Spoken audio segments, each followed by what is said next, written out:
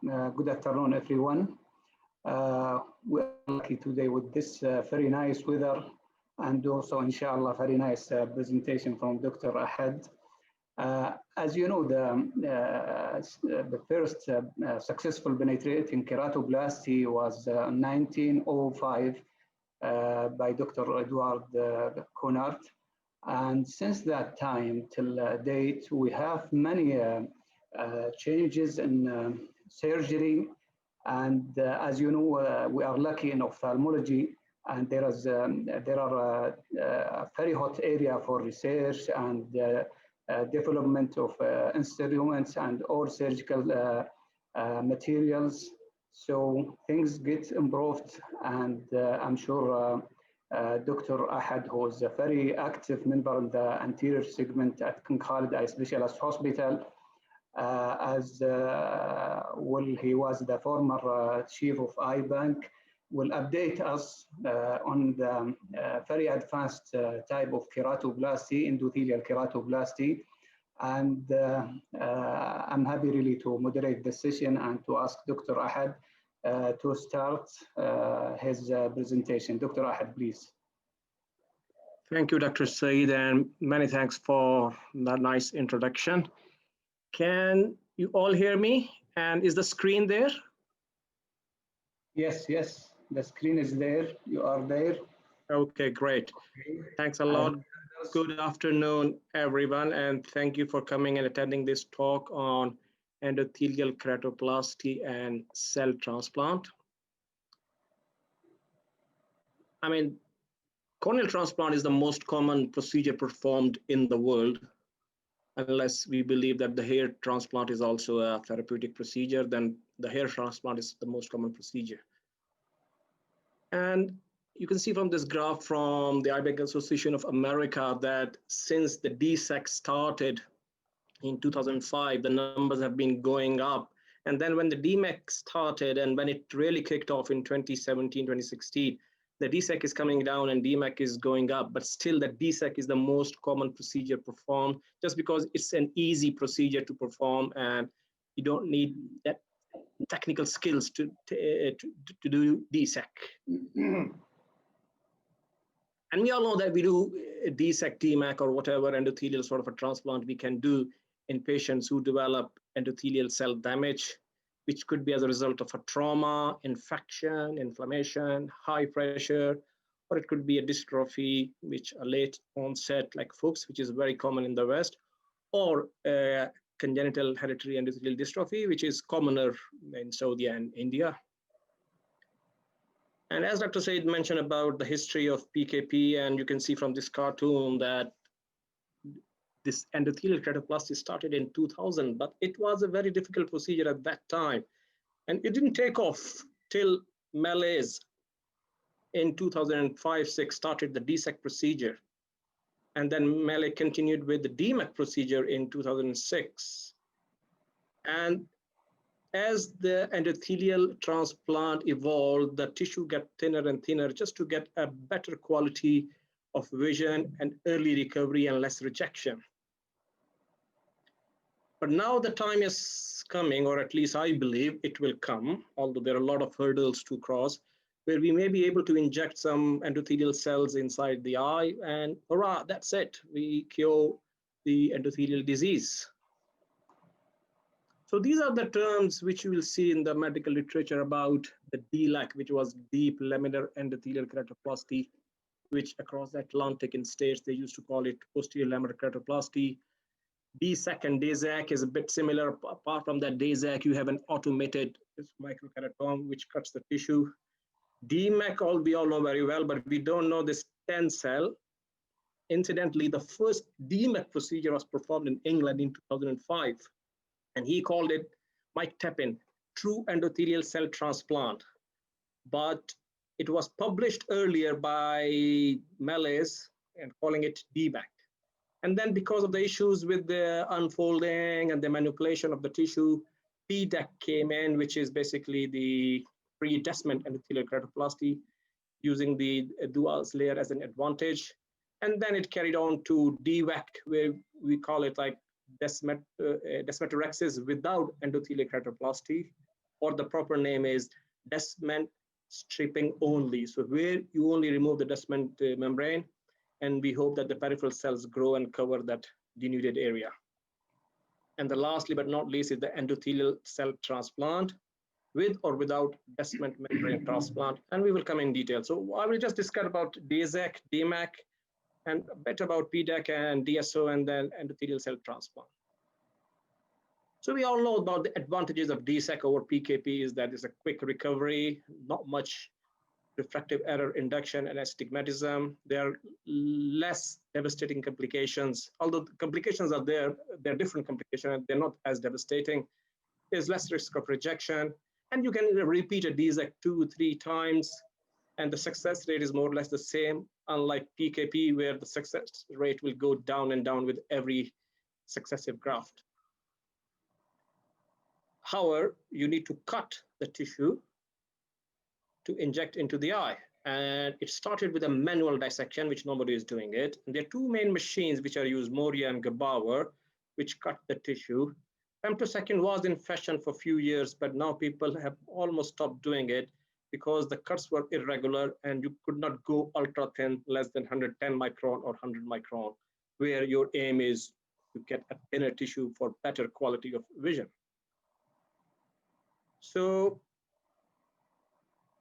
I don't want to go into much detail about how this Moria microkeratome DSEK preparation is done, but what you do basically, you put this corneal donor tissue on the artificial anterior chamber, you secure it tight, you see what is the pressure, make sure it's firm, what is the thickness of the cornea, and then you use a special blade according to the size or thickness of the cornea, and you basically pass through and cut it. You can use a horizontal one, or a linear one or a rotatory one to cut it.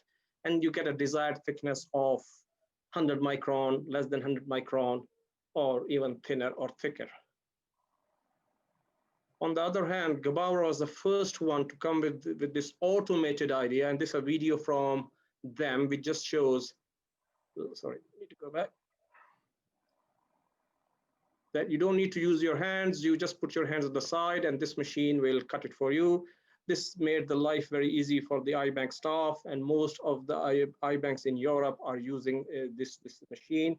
In States, Moria has introduced now in States and in Europe also an automated device, which is also hands-free, and it is available, and they're using it now. So the advantage here is a machine is used and there is more precise cutting. Once you have cut, you have to insert it, and there are different ways of inserting it. You can use a needle to insert directly. You can use an AC glide. You can fold it like a taco and insert it. But usually we use booze in here or a glide, but they are the more common one used in the world, at least in the Western Europe and States, are the TAN, Endoglide, and Endosaver. I won't bore you with these techniques. I just want to show you. So this is the way where you are folding it like a taco, hold it with a special forceps, so making sure the endothelium is inside, and you insert it in the anterior chamber. Other ways of doing is putting a suture through the peripheral lenticule, and then you pull through that lenticule from the other side, holding it with a Sinski or with a Kuglan or with anything, and tissue goes in. Similarly, you can use a direct forceps sometime, and you can pull the tissue directly, making a bigger incision, although there's always a risk of a lot of trauma to the endothelium.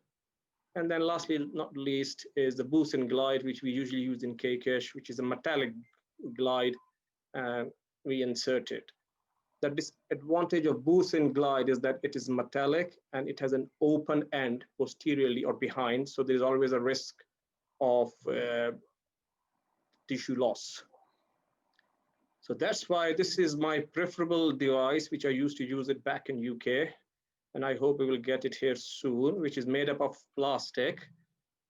And so basically you insert your tissue inside this cartridge, which looks like a IOL cartridge, something quite similar. And once it is in, endothelium side inside, you sort of seal the back part with this plastic thing, and then you insert it, the thing inside the eye completely, and then you pull through it. The beauty is that it is plastic. There is no risk that it can lose at the back. And third thing is AC is maintained because it's an airtight sort of a wound which is there because of this device. Third one, which is a rather expensive one, but quite commonly used in states, is Endo, where basically you put this thing on the lenticule on this tiny sort of a flap, and there is a continuous irrigation at the back from here. So again, this is watertight here, and the fluid is going this way. You insert this inside the eye. Once it is inside the eye, you roll these black dial, and what the black dial does, it retracts this thing, and the tissue just stays there and open up nicely. This is a bit expensive device, but probably the least atraumatic. But the limitation is you cannot use more than 8 millimeter of a lenticule with this. So the thing is that there is a race of going thinner and thinner to get a better visual acuity, and that led to the ultra thin DMEK, which is less than 100 micron, which we do it in KKH nowadays. And so if you look at the corrected distance visual acuity, the difference between the ultra thick DMEK and DMEK is almost like 2030 to 2040. This doesn't look very significant, but it makes a difference. There is a quicker recovery because there is a less tissue, the vision is better, and the hyperopic shift will be less if the tissue is thinner. So cell loss is always a concern because there's too much manipulation in DMEK compared to PKP, and this puts some people off. And as shown in the graph, there is, we all agree, an initial sudden loss of sudden cell loss initially in first 6 months, and then it sort of stabilized. So over 3 years and up till 10 years, the cell loss between PKP and DMEK is 71% versus 78%. They're more or less the same. In PKP, there is a gradual decline for the first 5 years because there is sutures are there. There is a risk of there is a rejection sometime there, sometime not. You are removing the sutures, so there is a bit of more decline continuing for 5 years. Then it slows down for the next 5 years. And there is a rapid decline for 6 months, and after that there's a very slow decline. So in the end, after 3 years till 10 years, the cell loss is the same. But DMEK does fail, and we all seen that failing here and everywhere else in the world. And we all know the reason it fails is because we are doing more bullous keratopathy than Fuchs in the West. And secondly is the glaucoma surgery.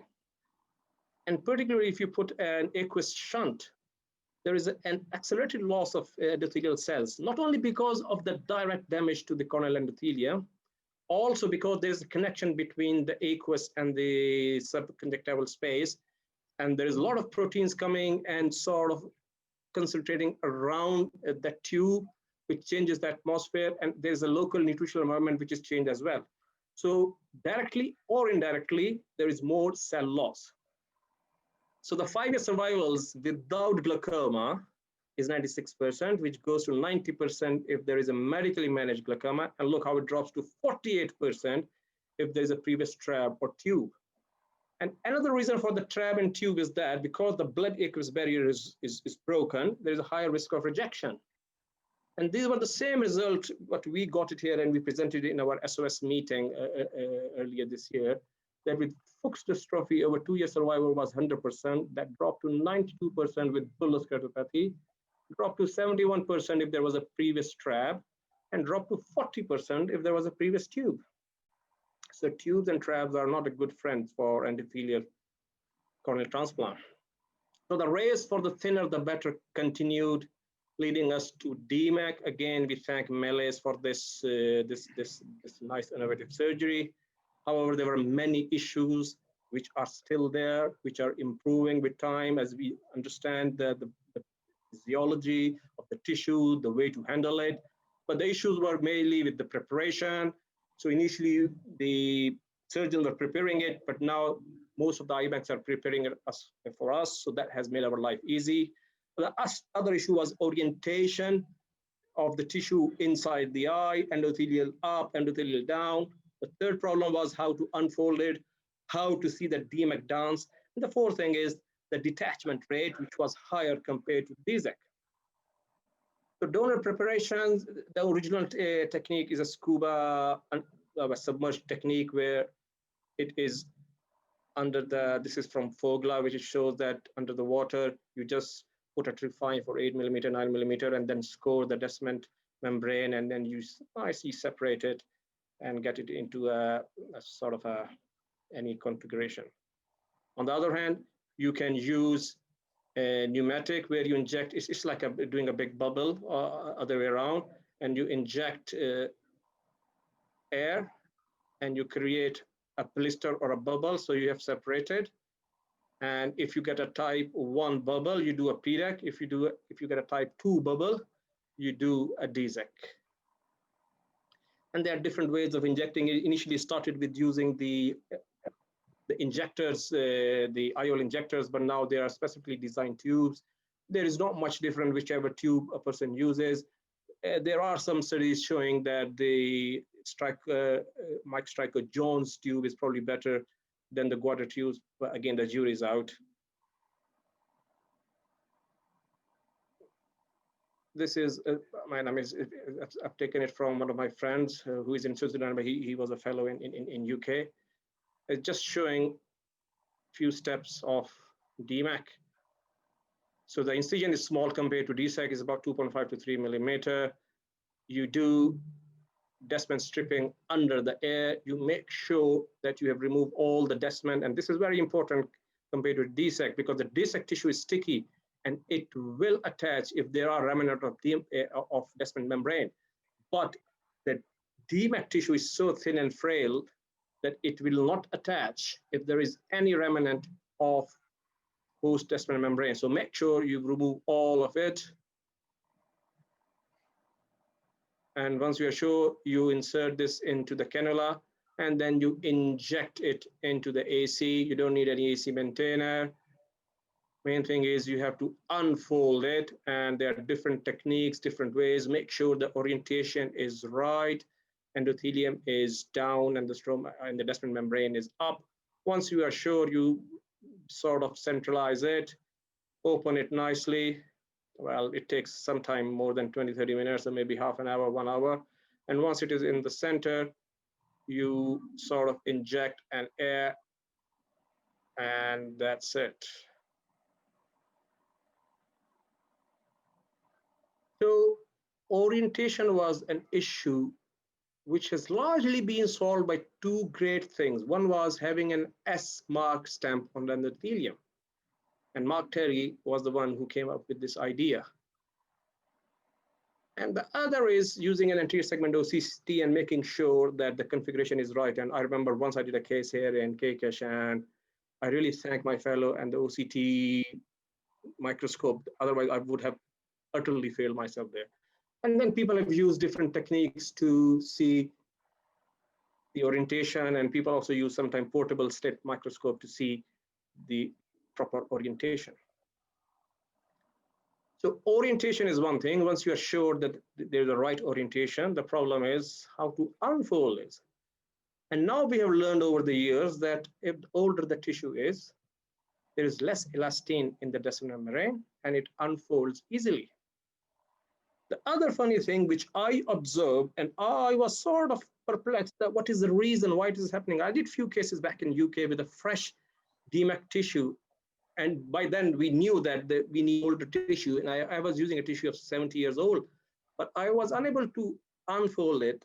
And I moved here, and we did some cases with the faculty, visiting faculty, and they were surprised. And they say, well, you are very lucky. These are opening very nicely. 1, 2, 3, 4. We did 7, 8 cases in 2 days, and except one case, all the other unfolded very nicely. So I thought that it has something to do with how long the duration it stays stripped from the rest of the stroma. And I was right. It was just presented in this ESRS meeting, and they showed that the elasticity of the DMEK tissue is reduced greatly if it is stored more than 1 day to 2 days, and it carried on till 3 days. So usually the tissue which comes to it has been stripped and loaded for more than 2-3 days. Hence, there is less elastin, and it sort of spreads very nicely. But the problem is, it happens at the cost of losing the endothelial cells. So we need to make sure that it has to be an optimal duration, probably not more than 2-3 days, as after 4 days, the quality of the cells will be really bad. And the other biggest problem was that detachment rate, which was far higher compared with DSEK. And the reason was there was no sticky stroma with this DMEK tissue. So there was a higher rate of detachments. And also, because once it starts detaching, it curls, as you can see on this OCT scan. And so when it curls in, this is the right orientation, it pushes onto the stroma, and there is more sort of a detachment. So once you see a detachment in DMEK, it's going to progress rather than in DSEK, where you can easily wait for a few weeks and even months to see. On the other hand, if you see a DMEK and it is not settling down or getting worse in a week's time, we need to go inside and rebubble. So how did we overcome this detachments of DMEK? Now it is down to 8% in all the big centers and in the rest of the world. Now we know that we have to use an older tissue because there is less elastin. We need to use non-diabetic donor because it attaches nicely. We need to use a longer tamponade, and most of us are using 20 SF6. We need to do a larger rhexis. So the descemetorrhexis should be bigger than the DMEK tissue. Because again, as I said, if there is a bit of a host descent membrane, that will prevent it from attaching. And same thing for if you're doing it for a PKP case, or if you're doing the bullous keratopathy case, unlike in DSEK, where you can leave the endothelium, whole endothelium here, you have to remove it because it will not stick. So the advantages of using a DMEK over DSEK was quicker recovery, lesser rejection rate, lesser failure, and also less hyperopic shift. It's about quarter to half diopter compared to 1 diopter in DSEK. So the visual acuities, there are a couple of good randomized trials which showed that the visual acuity after DMEK was 1.4 lines better than DSEK. Well, does it matter? Maybe it matters if you're looking for a 20/20 vision. Maybe in our cohort of the patient, 20/40 would be a good eyesight. 10 years follow-up from the Mellis group showed that almost 64% of the patient had a visual acuity of 20/20 or better. At less than 20/20, and 98% had a visual acuity of 20/40. And the main thing is the rejection rate. And if you see on the left-hand side, that the DMEK rejection rate is really at 2% compared to the DSEK, which is 8%. And with PKP, they talk about 22% or 17%. And graft failure, this is nice. So DMEK, if it fails within 1 month. And DSEK can fail up to 6 months or a year. After that, they're pretty much stabilized. So from 1 year to 5 years, the risk of failure for a DMEK or DSEK is not more than 2%, provided there is no glaucoma or other risk factors. And the cell count for up to 5 years will be compared by Frank Price group, and they're comparable between DMEK and DSEK.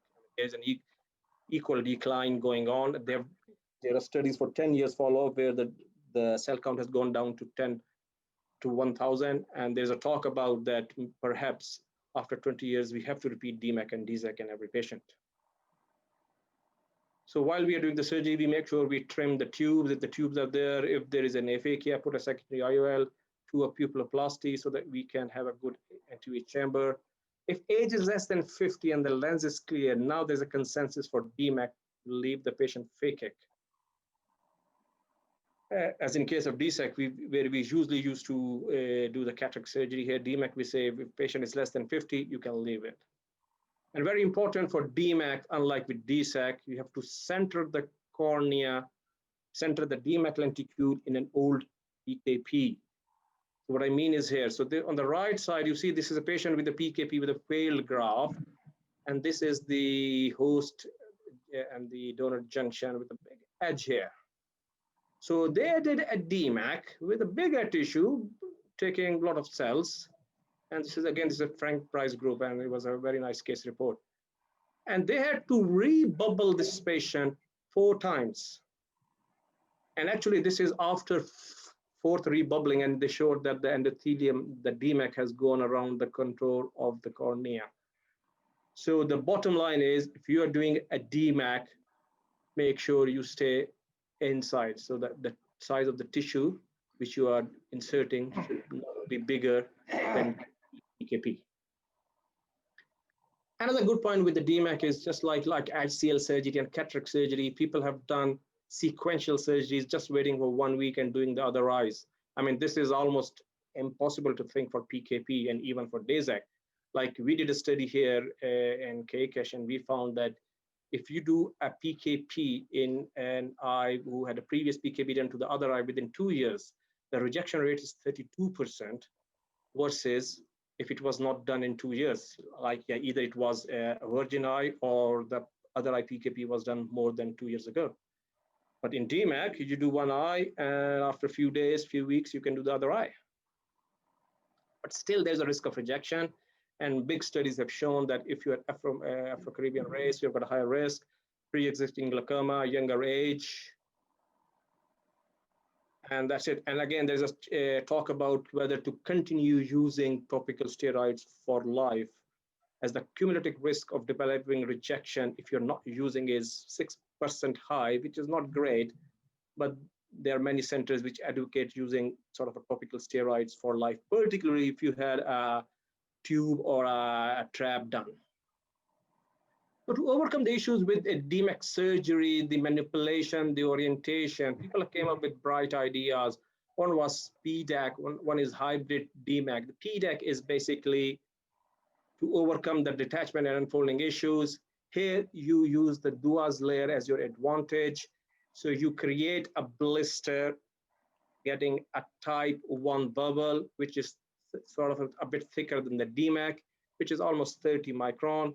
Then you can easily manipulate it. You can actually play with it like a DSEK. And the beauty, they say, is that you get best of the both worlds. You can manipulate it as a DSEK, and you get the vision as a DMEK. But the maximum size you can achieve is 8 millimeter, because that's the limitation of the big bubble, type 1 bubble. Despite all these sort of advertisement, not many people in the world are doing DMEK except in India and some centers in States. We did it one PDAC here. I think Dr. Sumar was the first person to do DMEK in the country. And I don't think so we have done any further PDAC in KCASH.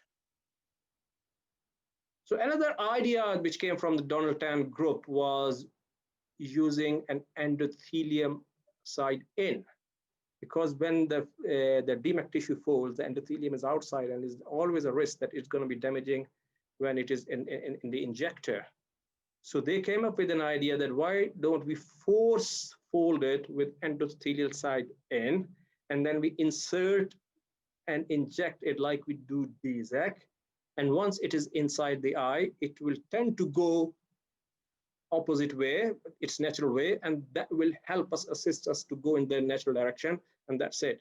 So again, this is a newer idea, and not many people are doing it, except the Singapore group, which have been advocating this for 2-3 years now. So what about not even doing it, endothelial cell transplant? Like in Fuchs, the problem is basically these guttatas, and they give you glare, and there's a good, healthy endothelium in the periphery. So this DSO, which is descent stripping only, or used to be called descemetorrhexis without endothelial keratoplasty, it relies on the peripheral pool of healthy corneal endothelial cells, which is only there in Fuchs. It's not there in bullous keratopathy or all other sort of toxic keratopathies. So basically what you do, you remove a center 4 millimeter of disc, and then the peripheral cells will grow, and it will take few months to clear. So the disadvantage is it can take months. 10% may not clear. The other limitation, as I said, is you can only do it for Fuchs. And third thing is, if you do more than 4 millimeter of descemetorrhexis, like it will be like 5 or 6 or 7 millimeter, it will be too large for it to clear, and it may take more than a year. And by that time, there will be a bullous keratopathy with scarring and maybe new vascularizations. So it didn't take off that much, although there was a big sort of fashion back in 2017. But then people came up with ideas. Why not to use ROCK inhibitors? So that can prevent the apoptosis of the endothelium, and it can speed up recovery. So you can supplement your DSOs by using ROCK inhibitors 4 times a day for a couple of months or for a month. And people noted that there was a rapid improvement. But the main problem was that once you remove the descent membrane, the endothelial cells which grow over this bare stoma, they don't stick nicely and they were not regular. So although the edema resolved, but the quality of the vision was not great, despite that the guttata were gone. So again, Donaldson and George Mehta group came up with an idea that why don't we transplant the descent membrane disc? So what they did, you prepare a descent membrane without an endothelial cells, and like you do DMEK, you do a descemetorrhexis of 7 millimeter, and then you insert this descent membrane. You can hold it with the forceps because there's no endothelium, and you attach it there, so there is no risk of any trauma. Like it's not a very stressful surgery. It looks like, but it's a straightforward surgery because you're not damaging endothelial cells. In fact, there are no endothelial cells. And once you have inserted this disc and it is attached, then the peripheral endothelial cells in Fuchs endothelial dystrophy will grow, and they will grow more smoothly, and the visual acuity will be better. But then, why don't we just don't use descent membrane and we just use the endothelial cells? We culture them. I mean, there's a huge waiting list for endothelial corneal transplant in the Western world. And if you can take a healthy corneal endothelial cells and make them culture outside the eye, we can inject these cells and we can make these endothelial cells to work again. So there are 3 animal models, by the way, where you can inject these. One has been tried with the humans, which is the cell injection therapy by the Kinoshita group. Other is using a monolayer of cells as a sheath, like you're doing. So you basically grow endothelial cells on an amniotic membrane or on a polymer or on a collagen, and then you insert it like a DMEK. Or you can use some cell-based systems, and I will just touch down to it. But the key requirement is for it to have an intact descent membrane. So if there is no descent membrane, as I said, then the endothelium cell will not stick and they will not proliferate easily. So this is the surgery done by the Kinoshita group, and this is was there in their journal, which was published in 2015. So the first case of endothelial cell transplant. So basically, you see that they're using this special silicone tip device so that they don't damage the descent membrane. So what they're doing, they're just scoring the endothelium. So they're just removing the endothelium, keeping the descent membrane. So there is no descemetorrhexis. So the aim is to scrub away these endothelial cells. And once we have removed these endothelial cells, which you can see, then you inject about 1.5 million cells with this needle, making sure there is no regress, egress. So that's why they're using this needle. And they do it on the right side, and then they do it on the left side, and that's it. So it's a very straightforward procedure. It doesn't take more than maybe 10 minutes. Then you ask the patient to lie face down for 3 hours so that the endothelial cells, they sort of concentrate on the descent membrane, and then they stick there very quickly, and then they start to proliferate and make a monolayer. And usually they always make a monolayer. And just recently, like last month, they published their 5-year results, and as expected, 10 out of 11 patients were doing great. with an endothelial cell, a mean endothelial cell count of about 954. So the cell-based system is basically one way of delivering it is using nanoparticles, magnetic nanoparticles. And again, these are animal studies. In vitro studies are done. These studies were done on rabbit, where they insert a magnetic nanoparticle into these culture endothelial cells. They injected this into the cornea, and then they put a magnet on the cornea. You don't need to lie face down. However, the studies, you need a proof of concept studies on the humans to see whether this works or not. And the third thing was the sheath, which I was talking about. So you can make this sheath either of polymer or of collagen or even of amniotic membrane. But it's easy said than done. I mean, the major limiting factor is to proliferate these endothelial cells in sufficient quantities.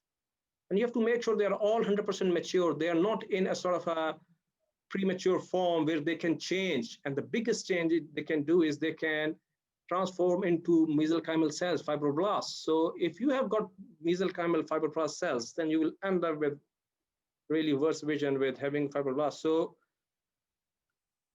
a lot of work has to be done, a lot of hurdles to cross before we get good endothelial cells which can be used for this type of surgery.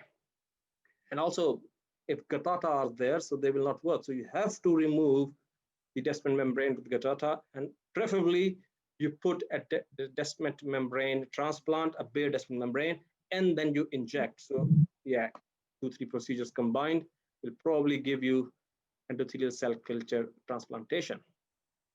And the source, so far in the human trials, the only source has been the donor endothelial cells.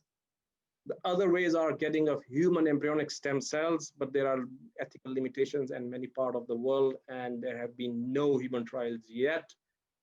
Another way is taking an induced pluripotent stem cells from person's same body. So there have been some in vitro studies where they have used the induced pluripotent stem cells from the fingernails, from the skin. And they're able to make it into coronary endothelial cells. But again, there's just in vitro studies, and there will be some time before the human trials will start. So this is the last couple of slides. And this is what about not using any endothelial cells. And this video or this talk won the ASCRS 2020 prize for the video. And this is a company based in Europe and Israel. And they made this polymer disc. And this is a cartoon from there that this, on the left side, they show this is a bullous keratopathy with cell loss and the fluid is going in.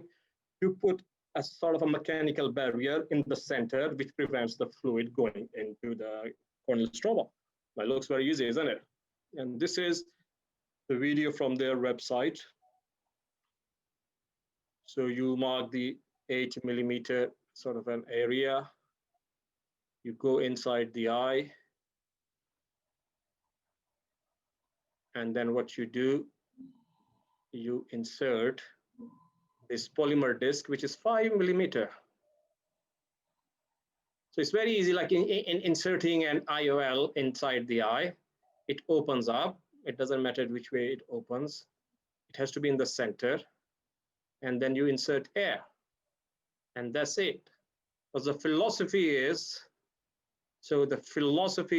that this central area will get cleared because there will be a mechanical barrier. And this is what we see soon after DMEK and DSEK, when there is full air fill, the corneal stroma is dry and thin. So the central area will get clear, and this peripheral corneal cells will be used for the normal or sort of a routine aqueous transport. So you block the central area, and the peripheral area can be used for the routine transport of the nutrients across the stroma. So far, they have only done 2 cases, which they showed in the ASCRS. And I think there is a slide showing what it looked like. Yeah. So this is how it was pre-op. This is how it was first day post-op. So it looks impressive. Again, you need to do proof of concept studies to prove that it works and it works in long term. I mean, there's no point if it works for a few weeks and few months.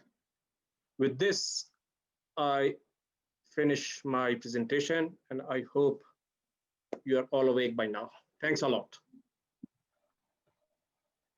Thank you, Dr. Ahad, for a very informative presentation, and as well as video, which is very important in such subject.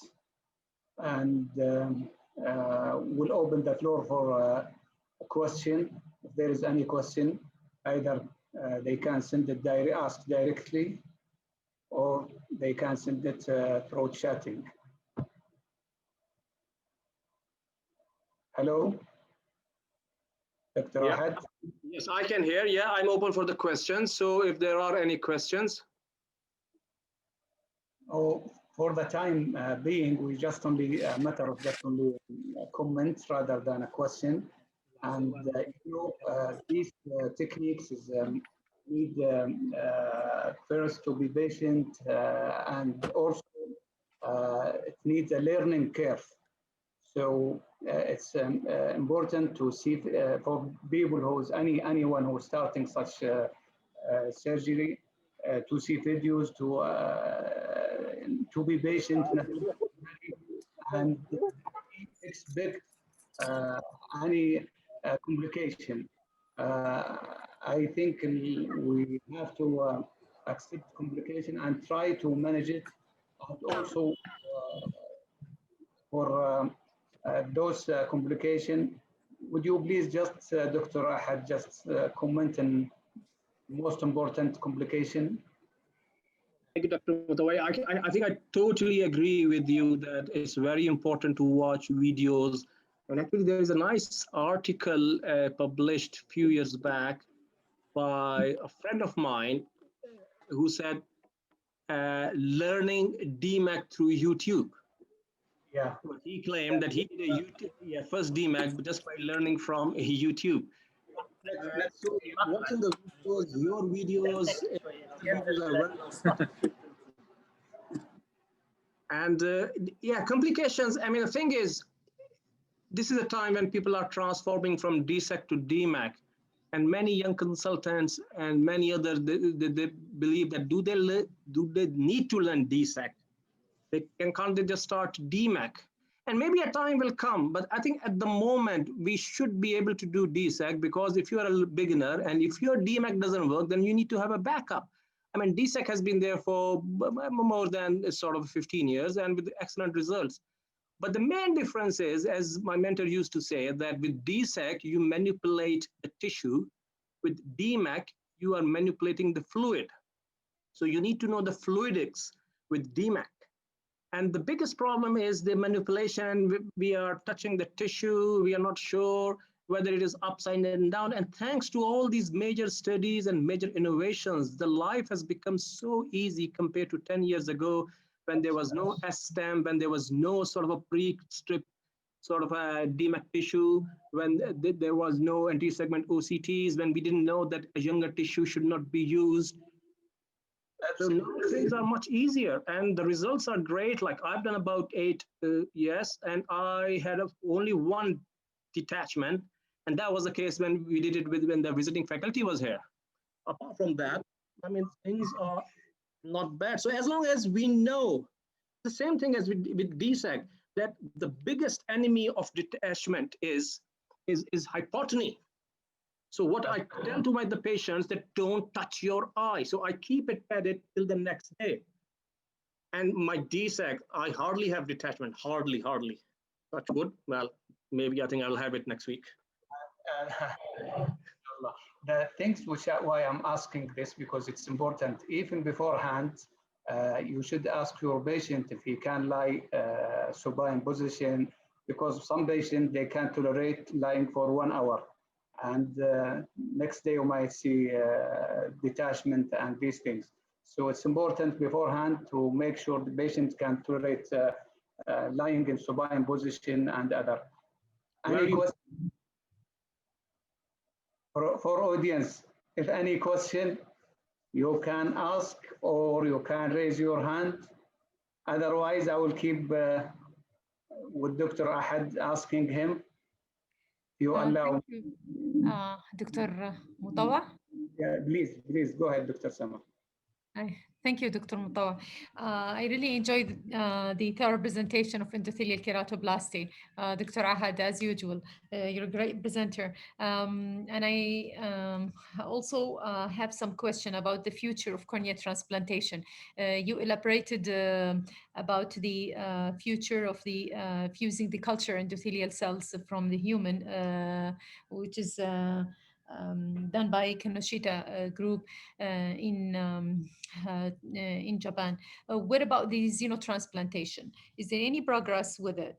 I don't want to bring to the attention that that maybe it's going to be only from one animal, but is there any future for that one? I know it's currently being done using the Bix cornea with all the conservative, you know, Yes. question behind using any tissue from the Bix, but xenotransplantation is also one of the future. Could you please elaborate if you came across any new studies about it? Many thanks for your comments. And uh, I agree. I mean, there is a xenotransplantation talking about, but the problem is that because of the risk of transmission of viruses and unknown sort of a transformation, at the moment, the aim is to have a xeno-free cultural environment. So many a times you're not using the cells, but when you are culturing these cells, you are using a bovine blood, or you are using some other sort of a growth hormones from other animals, usually cows and sheep, or you can use it from other animals. So I don't think so, and I haven't come across any major studies where they are or will be using a non-human endothelial cells for corneal transplant, at least. Okay. Actually, So the seems question that is, the or the aim future. is to go completely animal free. So even to use human products, growth hormones, and these cell simulators from the human rather than from bovine. Yeah, that's a good thing. Yeah. Okay. Thank you, Dr. Samar. Enough. Any other question? Yes, Dr. Saeed بعد إذنك. Please. Assalamu alaikum. Thank you, Dr. Ahad. Just one question regarding the difference between the DMEK and DZIK again. There is a lot of comparison between these two tissues in the literature, and we can see in one group, Dr. Buzin, when he's comparing the micro DZIK with the DMEK, and all the results were the same. But and in the beginning, as we remember, it was almost like a contraindicated to implant a DMEK tissue in an eye with the anterior chamber IOL. But it was a shock for me to hear Dr. Donald Tan when he presented his series of cases in 2019 SRS, when he said that the DASIK is the failure rate of DASIK is more than DMEK in eyes where there is anterior chamber IOL. I don't find a reason to explain this. Did you come over? Yes, no. I totally agree with the Donald Tan, and I agree with Frederick Cruz. He was the first one who presented. I mean, they are doing it in patients with tubes and ACIOLs. And the concept is basically because it's a very thin tissue compared to ultra thin DZAC, which is 100 micron, and DZAC, which could be 140 microns, it just adds the bulk to the stroma, and the AC depth decreases. So if there's an ACIOL sitting and there's a DZAC tissue which decreases AC depth to 2 millimeter, then you will not have that good nutritional environment. The DMEK, you are far away from the tube, you are far away from the ACIOL, and the cells will survive. The only problem with people like me is that I don't feel comfortable doing DMEK in ACIOLs and tubes. But the issue is we will have, just by simple logic, we will have more cell loss during unfolding the DMEK because it will touch the anterior chamber IOL. Maybe the tube is a little bit I can accept it, but for the anterior chamber IOL, there will be some touch to the DMEK tissue, and if we have a slit of anterior chamber depth, then the flow of the aqueous can go and can nourish the graft with, I mean, the ultra thin desic. So no, it's not about the slit. I mean, why there is a limit of anterior chamber depth when you're doing let's say artisan lens or ICL is just for the endothelial microenvironment. Second thing is they are using air bubble, like I've seen people doing in ACIOL, and they've used an air bubble underneath to protect the DMEK tissue over. So again, I mean, I completely agree with you. It looks like there will be a lot of damage done while you are spreading and unfolding the tissue. But maybe they have got these techniques, they have mastered it, and they have showed it. So let's do some cases and we'll find out. okay, thank you. Specular microscopy will make us to see how much loss of endothelial from the beginning and what's the cause for that. Thank you, Dr. Saad. Any other question, please? Yes, please. Dr. Saeed, thank you. This is Dr. Faisal. Thank you, Dr. Ahad, for the very wonderful presentation. I have a question regarding the DMEK, if you want to do, because there are publications regarding half DMEK and quarter DMEK.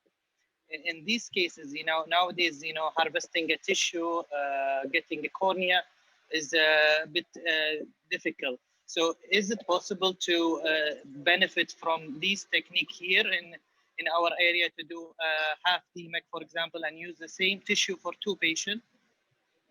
Thank you, Faisal, and thank you for this nice question. Malays is the only group, and I think a few people have done in States, but they're all Fuchs patient. And so they rely on some degree that there will be a good endothelial pool. So they just cover the center, not even the center, they just get a tip. They are even doing like a pizza pie shape of a DMEK, just putting a triangle.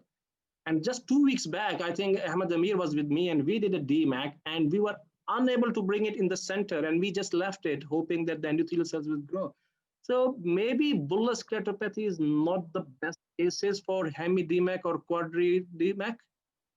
Folks, I think you can, because the main thing is that once you have done a DMEK, and Dr. Saad Harbi will agree with me because he's doing it as well, you can hardly tell whether this patient had a DMEK after a few months. So there is no sort of an edge you see. So the visual sort of a distortion or sort of aberrations which you will get will be minimal if it is a hemi-DMEK. But for Fuchs patient, I think so. Well, what about using the same tissue for 2 patients? Well, then you're decreasing the number to half, isn't it? So you're using half the number of cells. So what they have done, they have used a 9 millimeter, even 9.5 millimeter of a DMEK tissue. And the theory is that the more peripheral you go, the cells are sitting more compact. And as the diameter is increasing, there are more cells sitting in the periphery compared to in the center. So you need to get a 9.5 millimeter of a DMEK tissue. You can divide it into half, and then you get a good quality of cells. Yes. But yeah, you can use it for bullous. You can try, but probably at the moment, Fuchs is the better indication. Yeah, regarding, I mean, as in our eye bank, is it possible to harvest 1 tissue for 2 patients? This is the question I was trying to if there is like any legal issue. And the other thing regarding the sorry, if I can answer this. This is something else. This is about all the infection control stuff. Okay, so there are certain banks which are providing, like in Europe, they're providing a tissue for DMEK from the same donor, DMEK to one doctor, one consultant, one country, and the DALK tissue or LKP tissue to another consultant, another patient, maybe in another country. So these are about the local policies and about the infection controls. I mean, main thing is the infection control, the risk of, so you know, the source of infection and stuff like that. All right. Thank you. Thank you, sir. One more question, please, to go, if any. Dr. Ahad, this is Sausa Noelati. May I have a question, Dr. Mutawa? Go ahead. Yes, Yeah, please. thank you. First of all, thank you very much for your wonderful lecture. I learned a lot. And don't laugh at my question, but I'm speaking from a retina point of view. This new device that you mentioned at the end of your talk with this sort of sheet that sticks at the back of the corneal endothelium and decongests the cornea. How long does it take for this to decongest? Is it a matter of hours or is it days? And I know that they don't have probably a long-term follow-up, but I was thinking that this is something that, if not too harmful, that may be used in certain retinal surgeries where the cornea is not clear and primarily due to endothelial problems, not much stromal scarring, that this is something that the vitreoretinal surgeons may use to clear the view instead of going to an initial more invasive corneal procedure to perform retinal surgery. Many thanks, Dr. Susan, for your wonderful question. A couple of things. First of all, it clears in hours. Okay, so if you saw the last slide, the next day it was clear because it is a physical barrier. It's a physical barrier. Yes. So it's, but the problem is, it's not temporary, it's permanent because it is attached to the endothelium. So once you attach it, that endothelium is gone forever. I see. Yes. So what we do in the cases you're talking about where the view is not great, which we come across all the time, and we are doing even DMEK, DSEK, or even phaco's in these patients with bullous keratopathies, I inject air for 15 to 20 minutes. Yeah. Yes. And do it. People have done in a patient with a poor prognosis with the bullous keratopathy, they have injected silicone oil in the stroma. Oh, in the stroma. I see. Yeah, to get a physical barrier. I see. Because I remember that sometimes, like when the cornea becomes hazy, you take off the epithelium if the surgery is very long. If it's still very hazy and, that no longer helps, sometimes filling the AC with Helon kind of creates that barrier to decongest the cornea. And it takes a little bit, but, Helon goes away. So I was thinking like perhaps a temporary barrier like this would help, but you're saying that it's not temporary. So, unless, yes, unless the safety is proven for a long time, we will not be able to use that. Yes, I guess. But thank you very much. I very much enjoyed your lecture. Thank you. Thanks a lot. Thank you for your comment. I appreciate it. Thank you. Thank you, Dr. Susan. Thank you. Before we conclude, I would like to thank very much Dr. Ahad for his excellent presentation, and also those who contributed either by discussion our question, and all the audience. And take-home message is selection is very important. Is number one of patient. Second, the learning curve is important. Don't please hesitate to ask your colleague to go back to YouTube and anything which might improve your skills. And thank you for all those people who is behind this successful since long time. Helon, which is very cheap material, save many corneas. Okay, so thank you very much for everyone, and see you inshallah next time. Thank you, Dr. Saeed. Thank you, everyone. Bye. Thank you all.